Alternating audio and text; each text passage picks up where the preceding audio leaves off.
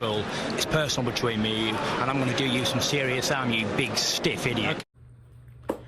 The Untouchable True School Sports Empire proudly presents something the boxing game's been missing. Hey, what's going on? It's your boy BT, and I came here to talk some boxing with the thousands of True School Sports subscribers. Now, I wanted to talk about this whole Bob Arum situation with Terrence Crawford because it's all funny. It's all like just bitterness, I don't really understand why Bob Arum is so damn bitter about the Crawford situation. I mean, I know Terrence at the press conference of the Porter fight was saying that he's moving on with his career because Bob couldn't get him the Errol Spence fight, and then he wanted to sue him. So I understand that part, but it almost seems like to me every time Bob, I'm gonna say 90% of the time, 90% of the time I've ever heard Bob Arum speak about Terrence Crawford, it's always been in a negative fashion. Like, the only time he said anything positive about Crawford was when they had the little exchange between Crawford and Spence all these years ago, and he told Spence, well, the best thing you can do is stay away from Terrence Crawford.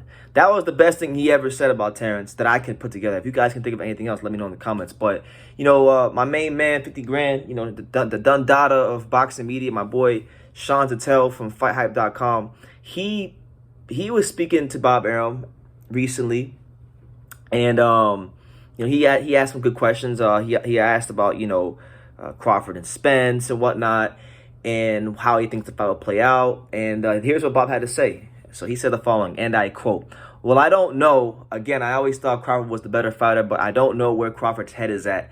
To fight at that level that Spence showed, you had to have a clear head and make the right decisions. And I don't know if Terrence is capable of that anymore." So let's unpack that. So Terrence has not fought once since the Porter fight, which was his last fight with Top Rank, and he says that he doesn't think he can make the right decisions anymore. Now, Crawford hasn't taken any punishment, like significant punishment in the ring. He hasn't done anything outside the ring as far as getting in trouble for him to make these kind of statements. So really, the only reason he's even saying any of this shit in the first place is because Terrence Crawford hurt his ego, and he's no longer a top-ranked fighter. That's really where all this stems from, and it's nothing more than just bitterness. He likes the... See, it's funny. This is the same guy, Arum, who... I don't think he was telling any lies, but I just don't think it was the most classy thing to do in person. He said, Crawford, I could build a house in Beverly Hills with the money I lost on Crawford. He's talking all that bullshit. And then now he's not gonna say the most favorable things. But I remember a time when Terrence Crawford, he was saying that Terrence Crawford is like the next Sugar Ray Leonard and things like that. So it's just funny how Lauryn Hill once had a line in one of her songs. He said it's funny how money can change a situation, and it's true. It's funny how when you're not promoting one of the best fighters in the world anymore, and he tells you just what he feels about what you should have did for him. Which, by the way, I think Bob Arum did a great job with Terrence Crawford. He took him from obscurity and made him what he is today. You can't dispute that. He paid him and compensated him nicely, but Crawford felt some type of way about how he was or wasn't being promoted. So that's his prerogative.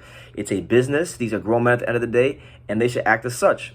Now, he got asked a question about if he thinks Crawford versus Spence happens, and here's what he said. He said, I quote, "I have no idea. Again, Terrence is not under contract with us, so it's somebody else's problem. Somebody else's problem. Why is it a problem? Why can't you just say that's somebody else's business? Why is it a problem? He did more than fine. He did his job. But listen, Bob can say what he wants, and mind you, I like the Bob father. He has a long track record of making great fights. But why you gotta say it's a problem? I mean, the guy went out there. Obviously, you put him in position to get, and you helped give him the platform to become who he's become in boxing. But why is he a problem? If anything, he was more so a guy that really was a solution in a big bright spot for Top Rank for many years.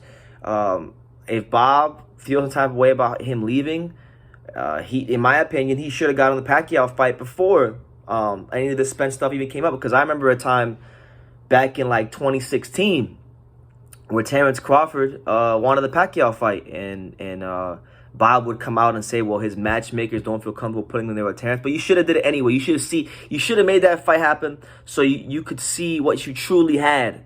You could because Manny Pacquiao wasn't washed in 2016. He was still at a very good level. He was still one of the top welterweights out there, and he had some juice left in the tank.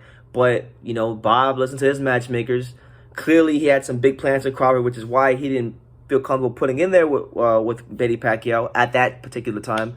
But I think him listening to his matchmakers has really come out to bite him in the ass. Because I think if he would have beat Pacquiao all the way back then, that would have made him a bigger star, and it would have given him more leverage once, you know, the Spence talk came along.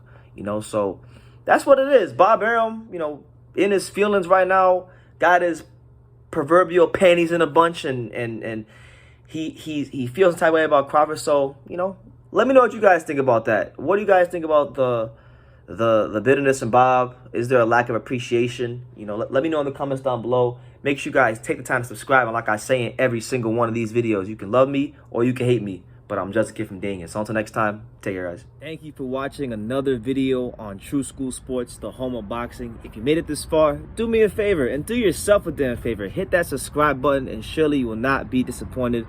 You know, True School Sports bringing you the latest and greatest, the untouchable, you know, boxing content, interviews, news videos, breakdowns, live fight reaction extravaganza. We've got a great community of people here, boxing fans all over the world, from America to the UK to Australia and on and on and on. So join the empire today.